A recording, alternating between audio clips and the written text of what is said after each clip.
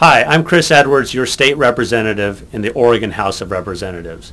I represent West Eugene, Santa Clara, Junction City, Cheshire, and Alvadore. Over the past few months, many of you have taken the time to write to me, expressing your concerns and frustrations over the proposed budget cuts and the state of the economy in general. As you know, Oregon is in the midst of one of the most difficult economic climates we have faced in generations.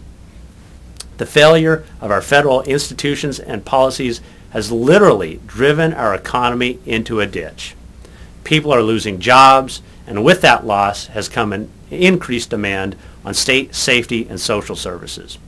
But also, with a loss of those jobs, has come a dramatic decline in state revenue to support those services.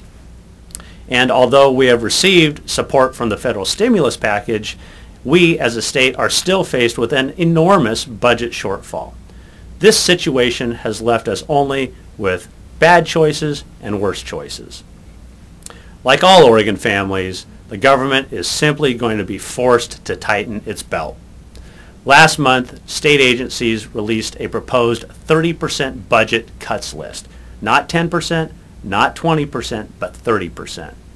Because of that, I want to share where we are in the budgeting process and the choices that lie ahead. We came into this legislative session with essentially two budgeting tasks. First, we had to address the sudden shortfalls in the current budget period that ends June 30th. Second, we had to set our budget for the next budget period, which begins July 1st.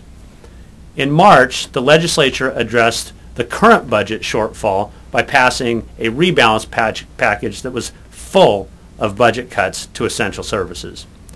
After voting to rebalance that budget, the attention of the legislative body turned to the potential $4 to $5 billion shortfall facing our state during this next budget period. We cannot set our budget until we know how big exactly the shortfall will be, and we'll have our best estimate of that with the release of the next revenue forecast on May 15th. Committees have held countless public hearings, listened to hours of public testimony, and received input from state, local, and non-governmental agencies. Let me be straight with you. Balancing this coming biennium's budget won't be easy by any means.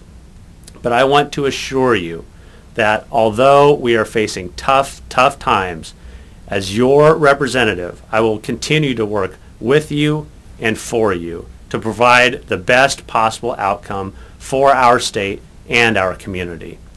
So I thank you sincerely for the honor of representing you in your Oregon House of Representatives.